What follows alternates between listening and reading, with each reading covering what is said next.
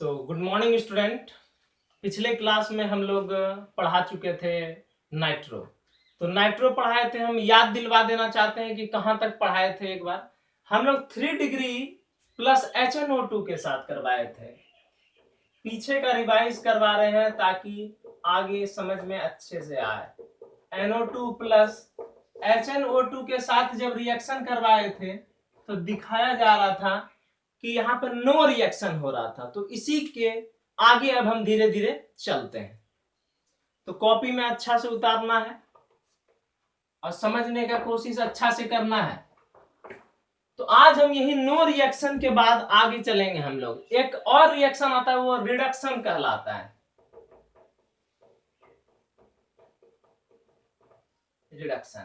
Reduction में हम लोग जानते हैं कि H का जुड़ना होता है और ऑक्सीजन का हटना होता है, वही मेरा रिडक्शन कहलाता है। जैसे हम लोग नाइट्रो चैप्टर पढ़ रहे हैं तो बेंजीन के ऊपर जब NO2 जुटा हुआ रहेगा तो उसका नाम क्या होता है? नाइट्रोबेंजीन। जब हम लोग इसी नाइट्रोबेंजीन का रिडक्शन करेंगे, रिडक्शन मीन्स होता है हाइड्रोजन का जुड़ना। अब सवाल उठता है कि सर आप ये ब्रैकेट में ऐसा क्यों दे दिए? ब्रैकेट में देने का मतलब होता है हाईली रिएक्टिव हाइड्रोजन है। यहाँ पे highly reactive hydrogen means nascent hydrogen. Nascent hydrogen means नवजात शिशु हमेशा हाईली रिएक्टिव होता है। और इसमें हम लोग कैटलिस्ट दे रहे हैं। Catalyst metal in acid, metal को एसिड में डुबोया जाएगा तो हम लोग वो कैटलिस्ट दिया जा रहा है। तो मेटल इन एसिड देंगे तो मेरा पे यहाँ बाय प्रोडक्ट क्या निकलेगा उस पे हम विचार करते हैं। बाय प्रोडक्ट यहाँ पे निकलेगा, ध्यान से देखने का कोशिश करना है। यहाँ पे 6 हाइड्रोजन है, 6 हाइड्रोजन है तो 2 दूना 4 हाइड्रोजन, 4 हाइड्रोजन निकल गया। और बेंजीन के चारों तरफ हम लोग जानते हैं कि एक एक हाइड्रोजन हमेशा प्रेजेंट मौजूद रहता है। 1 2 3 4 5। तो हम लोग यहां से हाइड्रोजन या कहीं से भी कोशिश करते हैं कि कहां से हाइड्रोजन निकालने का। अब देखो, जैसे मान लो हमको कोई भी वाटर रिलीज करना है, वाटर बाय प्रोडक्ट रिलीज करना है, तो यहाँ पे 2 है, ऑक्सीजन है, तो यहां से 2 ऑक्सीजन को रिलीज कर लिए, हटा दिया गया। अब समझो ध्यान से, 2 दूना 4 हाइड्रोजन निकल गया, तो 6 हाइड्रोजन में से 4 हाइड्रोजन निकल गया। तो मेरे बच्चों कितना हाइड्रोजन बचा? 2 हाइड्रोजन बचा। इसको यहाँ पे लिख रहे हैं ध्यान में रखने के लिए, 2 हाइड्रोजन। और कितना ऑक्सीजन? देखने में लगता है कि सर 1 हाइड्रोजन ऑक्सीजन निकला है, लेकिन 2 हाइड्रोजन ऑक्सीजन निकल गया है। 2 ऑक्सीजन मेरा निकल गया, 2 ऑक्सीजन। तो यहाँ पे क्या बचा? जो जो बचा है हम उसको लिख रहे हैं। तो नाइट्रोजन N, उसके बाद 2 हाइड्रोजन बचा है तो 2 हाइड्रोजन को NH2 लिखेंगे, और जो बेंजीन बना हुआ है उसको हम लोग लिख लेंगे। तो जब बेंजीन के ऊपर NH2 रहता है तो उसका नाम हो जाता है एनिलीन, नाम हो जाता है एनिलीन हो जाता है। तो नाइट्रोबेंजीन का हम लोग जब रिडक्शन किए तो मेरा क्या बन गया? एनिलीन बन गया। यहां पे नाइट्रो का इंट्रोडक्शन खत्म हुआ। अब हम लोग बात करेंगे एमाइंस। बहुत आदमी एमाइन कहते हैं या एमीन कहते हैं, जो बोलो बात सही है। तो अब हम लोग पढ़ेंगे नाइट्रो। अब मेरा असली चैप्टर शुरू हुआ। यहां तक बस इंट्रोडक्शन था, अब मेरा शुरू हुआ जा रहा है एमीन्स या एमाइंस। ध्यान देना है। Amines, amines are of 3 types. Amine 3 तरह का होता और भी है 4 या 4 डिग्री, लेकिन हम लोग 1 2 3 के बाद बात करते हैं। जैसे NH2, N के ऊपर ये मेरा लोन पेयर है NH2। उसके बाद फिर एक हाइड्रोजन हटा दो, एक हाइड्रोजन हटाए यहाँ पे तो बन गया मेरा क्या? NH। फिर एक हाइड्रोजन हटा दिए तो बन गया मेरा H। तो यहाँ पे लोन पेयर हम, तो एक हाइड्रोजन हटाएंगे तो एक बॉन्ड देंगे, फिर एक हाइड्रोजन हटाएंगे तो और एक बॉन्ड देंगे, तो 4 बॉन्ड हमेशा रहता है। तो जब NH2 रहेगा तो इसका नाम हो जाता है 1 डिग्री एमाइन, 1 डिग्री एमाइन। इसका हो जाता है 2 डिग्री एमाइन, इसका हो जाता है 3 डिग्री एमाइन। और 1 डिग्री एमाइन को हम लोग प्राइमरी भी कहते हैं, 2 डिग्री एमाइन को हम लोग सेकेंडरी भी कहते हैं, और 3 डिग्री एमाइन को हम लोग टर्शियरी भी कहते हैं। अब तुम लोग का मन में सवाल आ रहा होगा कि सर सब कुछ तो समझ गया है, लेकिन ये बॉन्ड क्या खाली है। अब ये बॉन्ड के बारे में हम लोग देखेंगे। ये बॉन्ड के जगह पे हम लोग आर मतलब कार्बन को जोड़ा जा सकता है। तो कार्बन को कैसे जोड़ते हैं अब वो देखते हैं एक एक करके। तीनों डिग्री के बारे में पढ़ेंगे अब हम लोग। जैसे एक R N NH2 था, NH2 एक H यहाँ एक H यहाँ, तो ये मेरा क्या है, मेरा 1 डिग्री एमाइन है। अब हम बात करते हैं 2 डिग्री। 2 डिग्री में 2 बॉन्ड खाली था। It means R R 2 carbon जुट गया। R मींस होता है कार्बन, CH3 मिथाइल होता है। R R हो गया, उसके बाद N और H। फिर 3 डिग्री में सब H खत्म हो गया था, 3 R था, R N R R ये है मेरा, और ऊपर में सबका लोन पेयर है। ये हो गया मेरा 3 डिग्री। अब 3 डिग्री हो गया। अब हम लोग देखेंगे कि कितना सिग्मा बॉन्ड है। तो सिंगल बॉन्ड को मेरे स्टूडेंट सिग्मा बॉन्ड कहते हैं। तो इसमें देखते हैं सबसे पहले 1 sigma 2 sigma, single bond mean sigma bond, 1 2 3 sigma. तो देखते हैं 3 सिग्मा बॉन्ड। सर इसमें 1 2 3 सिग्मा, 1 2 3 सिग्मा, तीनों में 3 3 सिग्मा बॉन्ड है। 3 सिग्मा प्लस कितना लोन पेयर, इसको हम लोग लोन पेयर कहा जाता है। ये मेरा क्या है, लोन पेयर। पेयर मतलब होता है जोड़ा। जोड़ा 1 जोड़ा 2 जोड़ा 3 जोड़ा। तो एक का पहले हाइब्रिडाइजेशन निकालने के लिए सीख रहे हैं। एक तो 1 लॉन पेयर, तो 3 सिग्मा प्लस 1 लॉन पेयर है। तो 3 और 1 कितना हो गया, 4 हो गया। जब 4 हो गया तो 4 को हम लोग sp3 कहते हैं। sp3 3 और इसके ऊपर 1, तो 3 1 4, तो sp3 हाइब्रिडाइजेशन। बहुत इंपॉर्टेंट है हाइब्रिडाइजेशन। सर जब हाइब्रिडाइजेशन ऐसा हो गया तो शेप, आकार मेरा क्या होगा, शेप इसका हो जाता है pyramidal shape. Pyramidal shape. Board थोड़ा छोटा है इसलिए तकलीफ करना पड़ेगा। पिरामिडल शेप हो गया यहाँ पे। बस अब हम आगे बढ़ते हैं।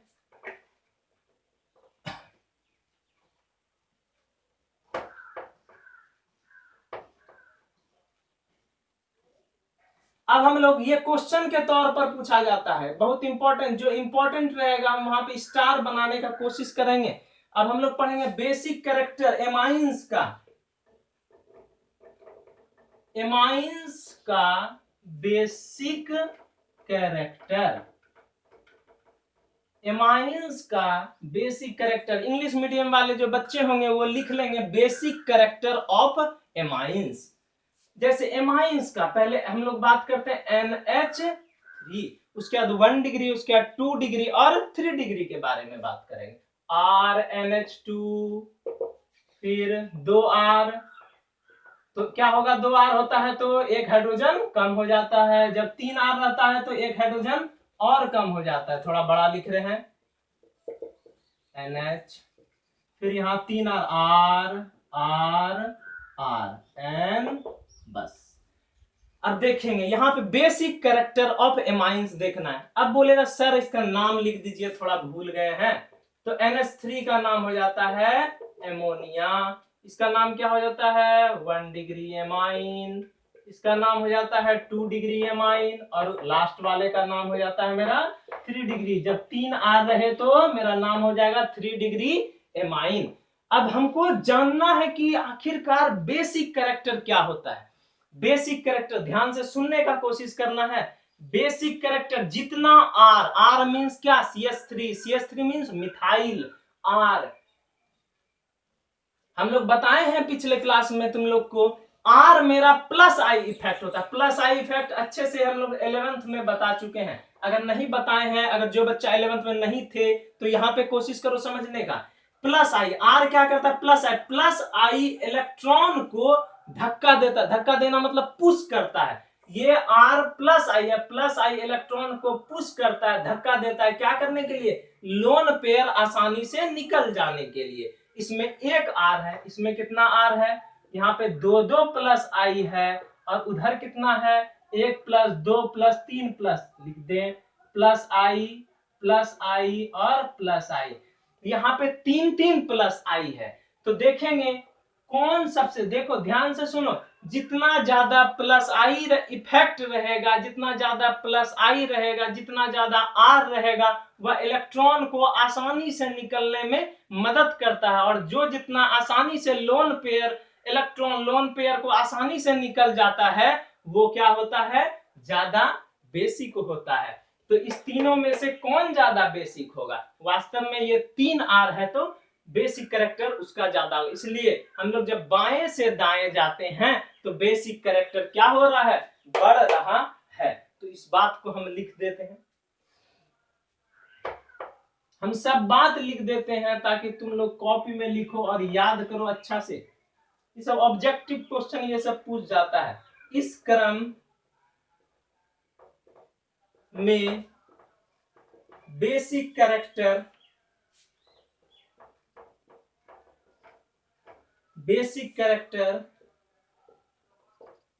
गैसियस फेज में बढ़ता है। यहां मात्र +i इफेक्ट कार्य कर रहा है। एक बार फिर से समझाना चाह रहे हैं, इस क्रम में, ये ऑर्डर है मेरा, क्रम है मेरा, एमाइन है, क्रम है, इस क्रम में बेसिक कैरेक्टर गैसियस फेज में बढ़ रहा है। इस क्रम में क्या हो रहा है, बेसिक कैरेक्टर जो है मेरा गैसियस फेज में बढ़ते जा रहा है। किसके चलते बढ़ रहा है, +i क्या होता है, +i इलेक्ट्रॉन को रिलीज करने में मदद करता है। जितना ज्यादा +i इफेक्ट रहेगा उतना ज्यादा लोन पेयर आसानी से निकल सकता है। जो जितना ज्यादा आसानी से निकलेगा लोन पेयर उतना ज्यादा बेसिक कैरेक्टर होगा। इंग्लिश मीडियम वाले बच्चे लोग के लिए लिख रहे हैं हम, ये हिंदी मीडियम हो गया।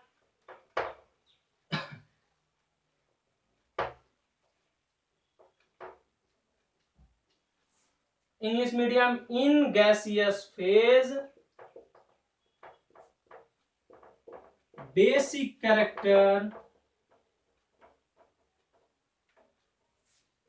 increases in this order.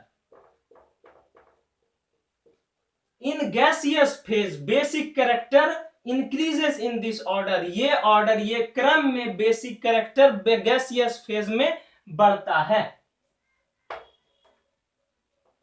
Here, यहां पे here only +i effects, here only +i effect acts, यहां पे मात्र +i इफेक्ट कार्य कर रहा है। इंपॉर्टेंट लाइन अंडरलाइन करो, गैसियस फेज बेसिक कैरेक्टर में बढ़ता है, यहां पे मात्र +i इफेक्ट कार्य कर रहा है। तो इसमें सबसे ज्यादा 3 डिग्री एमाइन ये मेरा ज्यादा बेसिक कैरेक्टर दिखाता है। ये सब इंपॉर्टेंट क्वेश्चन है, ऑब्जेक्टिव टाइप क्वेश्चन में पूछा जाता है। अब दूसरा सवाल है, यहाँ पे दूसरा सवाल में देखा जा रहा है, एक सवाल पूछा जाएगा। इस सवाल में देखा जा रहा है कि NH2 और एक और NH2, ठीक है, ये सवाल है। इसमें पूछ रहा है दोनों में से कौन ज्यादा बेसिक है। तो सोचने वाला बात है कि कौन ज्यादा बेसिक है। तो हम लोग इसमें आसानी से जानते हैं, ये +i है, ये क्या है मेरा +i क्या करता है, इलेक्ट्रॉन को धक्का देता है, पुश करता है, इलेक्ट्रॉन या लोन पेयर को निकलने में मदद करता है। ये क्या है -i इलेक्ट्रॉन को खींचता है, अपोजिट ऑफ दिस वन।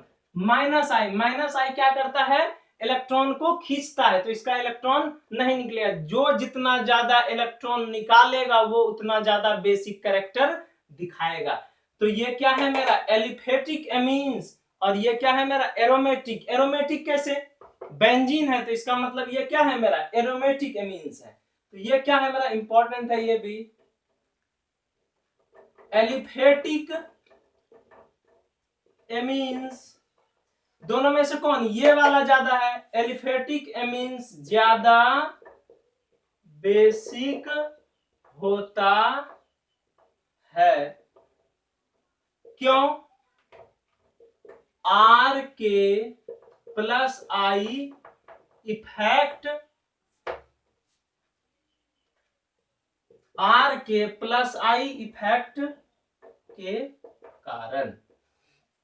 अब इधर बात करते हैं, इसमें तो बेंजीन है, बेंजीन के ऊपर एक लाइन दिया हुआ, मतलब एक बॉन्ड खाली, इट मींस वह फिनाइल है। ये क्या है मेरा, एरोमेटिक। एरोमेटिक को इस तरह भी शॉर्टकट में लिखा जाता है, या पूरा लिख देते हैं, एरोमेटिक एमीन्स, एरोमेटिक एमीन्स कम बेसिक होता है।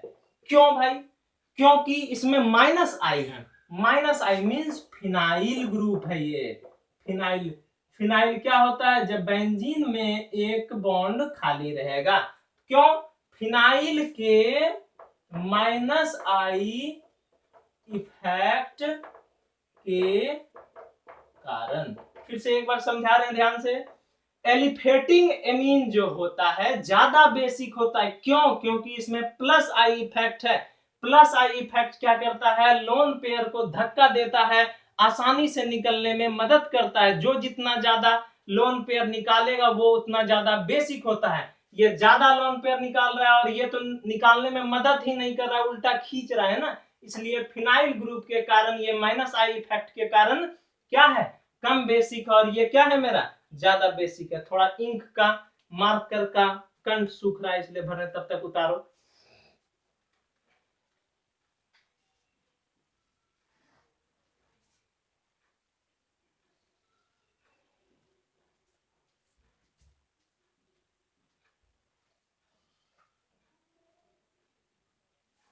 बहुत हल्का है, दोनों में जो है डिफरेंस पूछ लेता है कभी कभी, बहुत बार ऐसा सवाल पूछा गया है।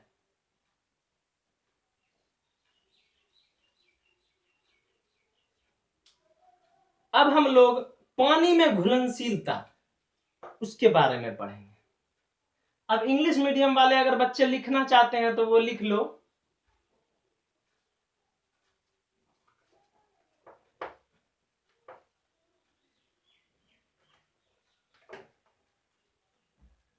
English medium, aliphatic amine is more basic, more basic, aliphatic amine is more basic due to plus I effect of R। Aliphatic amine ज्यादा बेसिक होता है किसके द्वारा, R के प्लस आई इफेक्ट होने के कारण। इधर aromatic amine is less basic due to minus I effect of phenyl group, phenyl group. हो गया।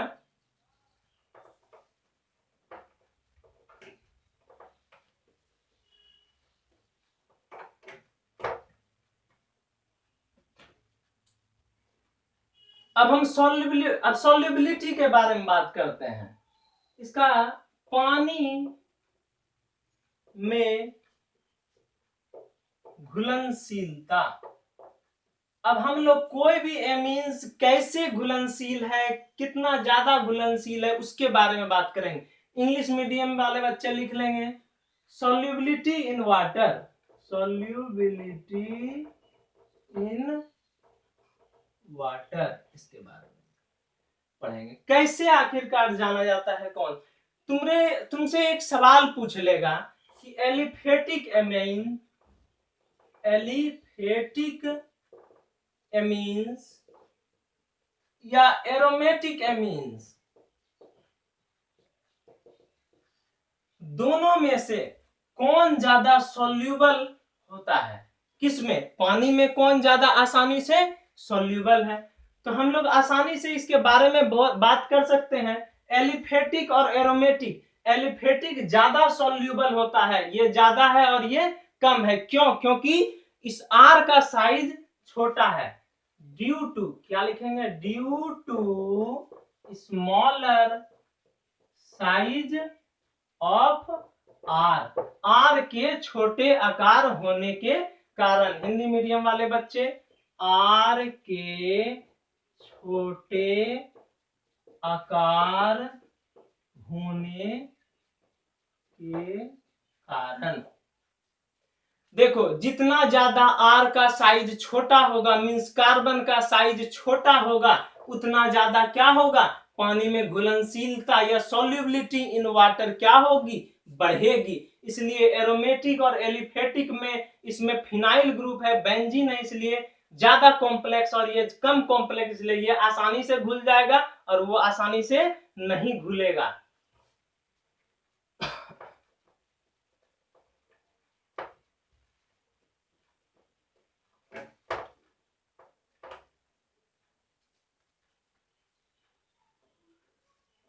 अब एक सवाल आएगा, सर आप कहे एलिफेटिक एमीन जो है ज्यादा बेसिक होता है, ठीक है सर, अगर आप हमको बता दीजिएगा, मान लीजिए सर ये एमीन है, क्वेश्चन में आ गया, और एक पूछ दिया कि सर ये वाला भी एमीन है, अब पूछेगा कि सर इसमें एलिफेटिक और एरोमेटिक तो नहीं है, लेकिन दोनों तो एलिफेटिक है, अब दोनों में से बताइए सर कि कौन सा मेरा क्या होगा, ज्यादा सॉल्यूबल होगा। तो इसका जवाब है ये वाला ज्यादा सॉल्यूबल होगा। क्यों?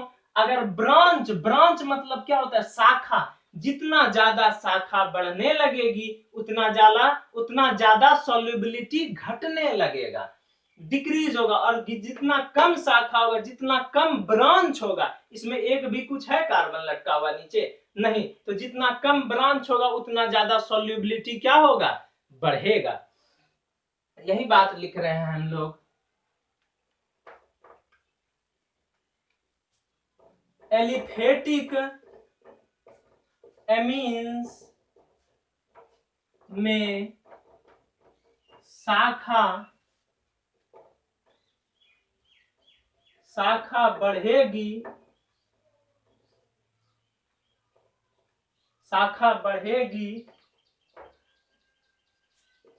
तो पानी में घुलनशीलता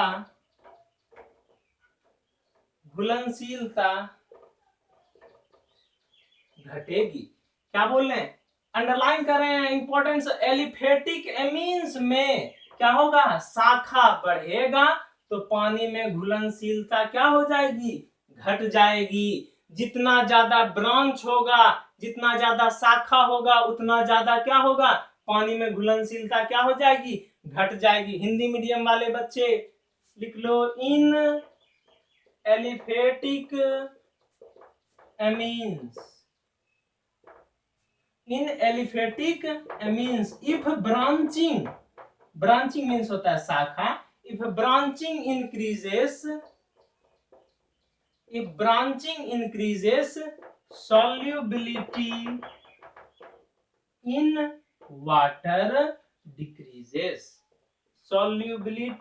water decreases, तो क्या एलिफेटिक एमीन्स में अगर ब्रांचिंग बढ़ेगा तो सॉल्युबिलिटी किसमें, वाटर में घट जाएगा। ये था मेरा एलिफेटिक और एरोमेटिक, एलिफेटिक और एलिफेटिक के बीच में डिफरेंस कि कौन ज्यादा सॉल्युबल है वाटर में।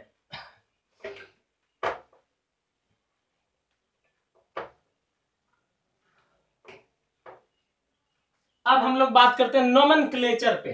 कल हम लोग नाइट्रो का नाम लिखने सीखे थे, आज हम लोग इमाइंस का नाम लिखने सीखेंगे।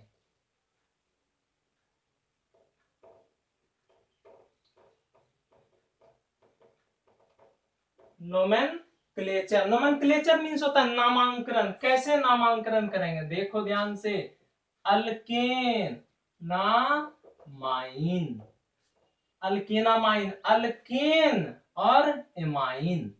अल्केन का ई हटा और जुटा क्या, एमाइन, तो ये क्या हो गया मेरा अल्केनामाइन। तो इसका क्या होगा, एमाइंस में बी एट एनी पोजीशन, क्या बोले, एमाइंस कोई भी स्थान पर हो सकता है। सो its position, so its position is mentioned in IUPAC name. Amines जो होता है, हिंदी मीडियम वाले बच्चे लिख लेना, एमाइंस बोल रहे हैं, लिखो, एमाइंस कोई भी स्थान पर हो सकता है। क्या लिखना है? एमाइंस कोई भी स्थान पर हो सकता है, इसलिए IUPAC नेम में स्थान दर्शाना जरूरी है। फिर से बोल रहे हैं, हिंदी मीडियम वाले बच्चे लिख लो, एमाइंस कोई भी स्थान पर हो सकता है, इसलिए IUPAC नेम में इसका दर्शाना जरूरी है। क्या दर्शाना जरूरी है? स्थान दर्शाना जरूरी है। जैसे एक हम ले लेते हैं एग्जाम्पल, हल्का वाला एग्जाम्पल, धीरे धीरे लिख रहे हैं। क्या? एमाइंस में be at any position, amines कोई भी स्थान पर हो सकता है, इसलिए इसका पोजीशन मेंशन, पोजीशन मेंशन किसमें? IUPAC नेम में। जैसे एक एग्जाम्पल क्या बोले हैं? सबसे पहले लॉन्गेस्ट चेन लिया जाएगा, लॉन्गेस्ट चेन है कार्बन का, जिधर से functional group NH2 functional group है, फंक्शनल ग्रुप जिधर से नजदीक है उधर से काउंटिंग स्टार्ट करेंगे। देखो बच्चों, 1 2 3 4 5 6, कितना पोजीशन पे है? 1 पे, तो 1 पे लिखेंगे 1। अब क्या है? अल्केन, तो meth eth prop but pent hex, 6 carbon को क्या बोलते हैं? Hexane. वहां पे क्या है? एन तक है, ई हट गया है और क्या जुटा है? एमाइन, तो इसका नाम क्या हो गया? 1 हेक्सेनामाइन। अब इसी तरह दूसरा, IUPAC नेम तो बहुत हल्का होता है, ऐसे तो केमिस्ट्री ही हल्का है, हम लोग बहुत पहले से जान रहे।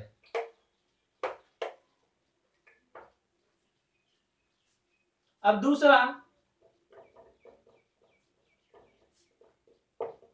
जैसे ये वाला सवाल है, अब कोशिश करेंगे ये वाला बनाने का, तो कैसे बनेगा जरा देखें हम लोग। क्या बोले हैं? जिधर से फंक्शनल ग्रुप नजदीक है उधर से काउंटिंग शुरू करेंगे। एक बार कोशिश करो बनाने का, सोचो कि किधर से गिनती स्टार्ट करेंगे, इधर से या इधर से?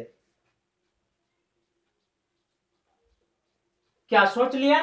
देखो, जिधर से फंक्शनल ग्रुप नजदीक है उधर से काउंटिंग स्टार्ट किया जाएगा। तो देखते हैं, 1 2 3, इधर तीसरा पोजीशन पे फंक्शनल ग्रुप है और इधर 1 2 3। सर दोनों तरफ तो फंक्शनल ग्रुप का पोजीशन सेम है, तो सर इधर से करें या इधर से? अब गौर से देखो कि ब्रांच इधर से लटक किधर से रहा है कार्बन, जल्दी जिधर 1 2 पे भी इधर लटक रहा है, इधर 1 2 3 4 पे, तो कोशिश करेंगे इधर से। क्यों? क्योंकि इधर तीसरे पे ग्रुप भी लटका हुआ है और कार्बन का पोजीशन, कार्बन भी लटक रहा है। तो देखो 1 2 3 4 5, क्या बताए हैं? सबसे पहले क्या है जो लटक रहा है? सब्स्टिट्यूएंट, प्रतिस्थापी, उसका नाम लिखा जाए क्या? 2 पे। ऊपर भी लटक रहा है, नीचे भी, तो 2 2 2, ऊपर के लिए भी नीचे के लिए भी 2, तो कितना कार्बन? 2, तो 2 को क्या बोलते हैं? डाई। CH3 को क्या बोलते हैं? मिथाइल। 2 2 डाई मिथाइल, कितना पे? 3 पे। 3, कितना कार्बन है? 1 2 3 4 5, तो 5 को क्या बोलते हैं? पेंटेनामाइन।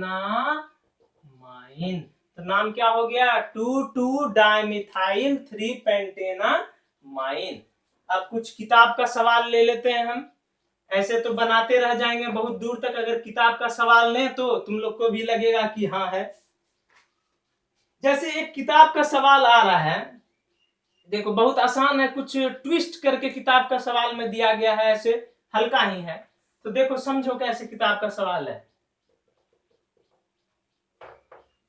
हो गया, मिटा दे तो अगर अच्छा नहीं।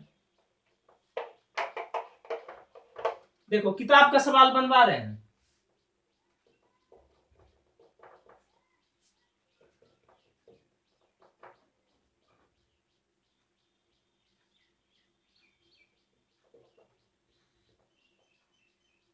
देखो ये है किताब का सवाल, बहुत हल्का है किताब का सवाल। बोला क्या जा रहा है इसमें, हम क्या बताए हैं सबसे पहले, longest chain carbon, longest chain लंबी श्रृंखला कार्बन की तो ये दिख रही है, ठीक है। जिधर से फंक्शनल ग्रुप नजदीक है उधर से काउंटिंग शुरू करेंगे। फंक्शनल ग्रुप तो मेरा ये वाला है ना, तो काउंटिंग तो यहां से करेंगे। तो कार्बन पे काउंटिंग किया जाता है, नाइट्रोजन और हाइड्रोजन पे काउंटिंग नहीं होता है।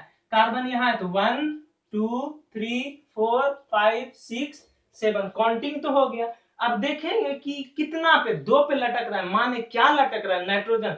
अब गौर से देखो कि नाइट्रोजन के बगल में भी कार्बन लटक रहा है या हैंग कर रहा है, तो इसका नाम क्या होगा, देखो ध्यान से, सी मतलब CH3 मिथाइल है ना, तो N पे मिथाइल, तो N मिथाइल नाम क्या होगा, ध्यान से समझो, N मिथाइल। N पे मिथाइल है इसलिए क्या लिखे, N मिथाइल। अब देखना ये N मिथाइल कहां पे है, N मिथाइल मेरा कहां पे लटक रहा है, 2 पे, तो 2 पे लिखेंगे, पोजीशन इज मेंशन्ड 2, 2 कितना, 7 को क्या बोलते हैं, हेप्ट, हेप्टेनामाइन।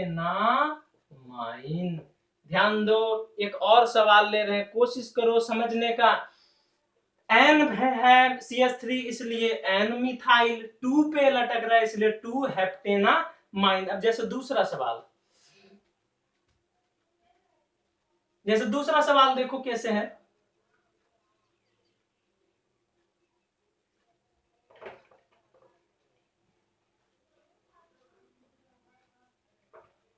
जैसे दूसरा सवाल, सब किताब का सवाल बनवा रहे हैं हम।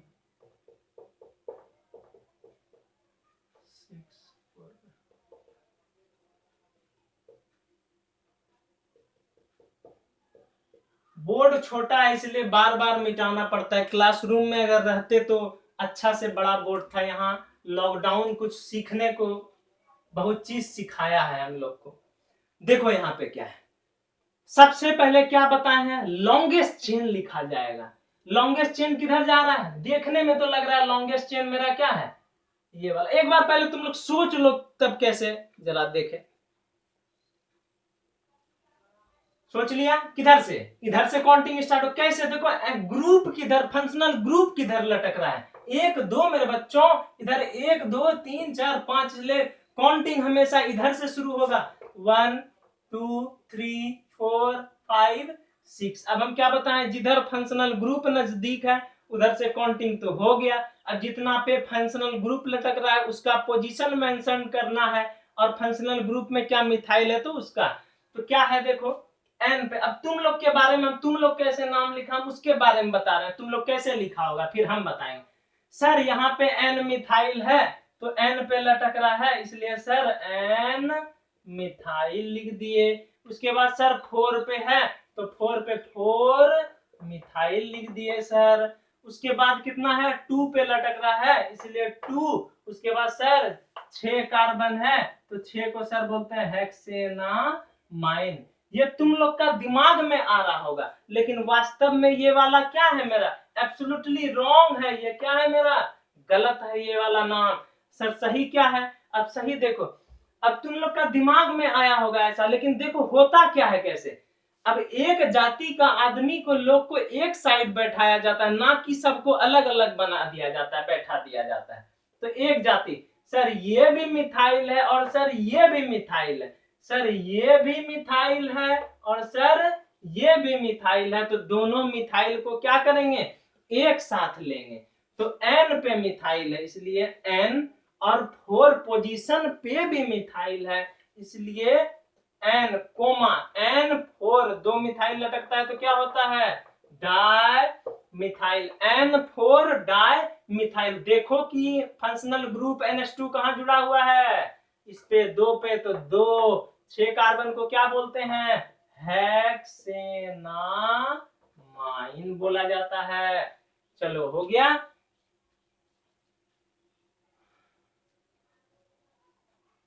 अब दूसरा, गलत से बचना है।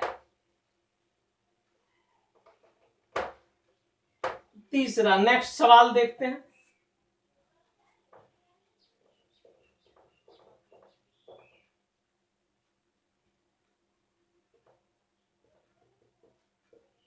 देखो ये वाला सवाल देखो, ये एक कंपटीशन में पूछ दिया गया है, ये सवाल सब किताब का सवाल दिया जा रहा है। देखो इसमें क्या होगा।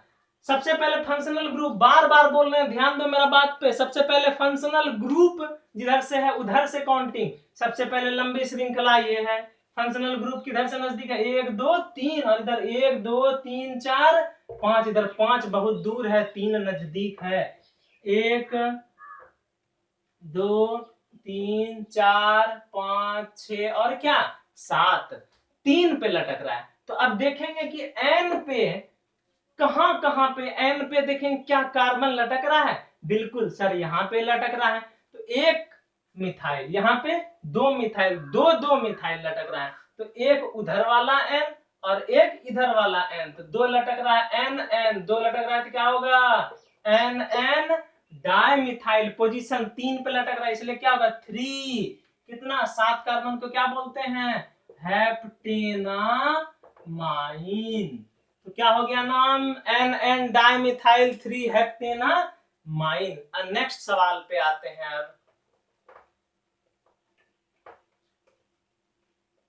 अब नेक्स्ट सवाल क्या है मेरा, ये बहुत हल्का सवाल है। अब देखो कोशिश करो, गिनती किधर से चालू करोगे।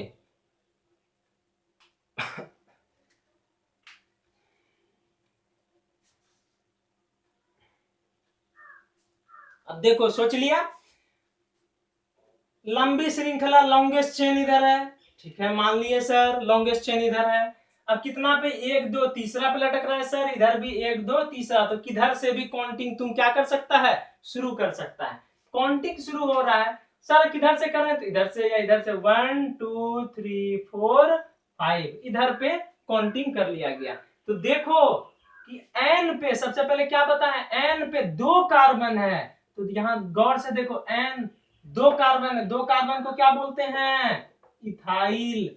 एक कार्बन को क्या बोला जाता है, मिथाइल। अब बहुत बच्चा का मन में ये भी आ रहा होगा सर, एक कार्बन को तो मीथ बोलते हैं सर, मीथेन, तो मिथाइल कहां से आ गया। हम लोग बताए थे जब CH3 रहेगा तब मिथाइल होगा, CH4 रहेगा तो मीथेन होगा। इसलिए CH4 नहीं, एक कार्बन, एक हाइड्रोजन इधर इधर इधर, एक तो दूसरा जुड़ा हुआ है ना, इसलिए यहां देखो क्या है, एन पे इथाइल भी है, एन पे मिथाइल। बहुत बच्चा गलती क्या करता है, एन मिथाइल लिख देता है तब इथाइल लिखता है, तो उसका एबीसीडी तो कुछ गलत हो गया ना। उसका एबीसीडी में पहले एम आने लगा है। तो देखो क्या होता है, एन में एबीसीडी में पहले क्या आता है, ई या एम आता है, पहले तो ई आता है, इसलिए क्या लिखेंगे एन इथाइल, एन पे इथाइल, उसके बाद क्या N methyl, N ethyl N methyl. अब ये एन बेचारा कहां पे लटक रहा है, 3 पे, तो क्या लिखेंगे 3, कितना कार्बन है 5, तो 5 कार्बन को क्या बोलता है, पेंटेनामाइन। बस इतना बहुत बनवाए। अब कोशिश करते हैं नोमेनक्लेचर से अब क्या करने का, बाहर आने का। ये वाला मेरा कौन सा नोमेनक्लेचर था, ये वाला मेरा एलिफेटिक नोमेनक्लेचर है। अब हम लोग बात करते हैं एरोमेटिक नोमेनक्लेचर के बारे में।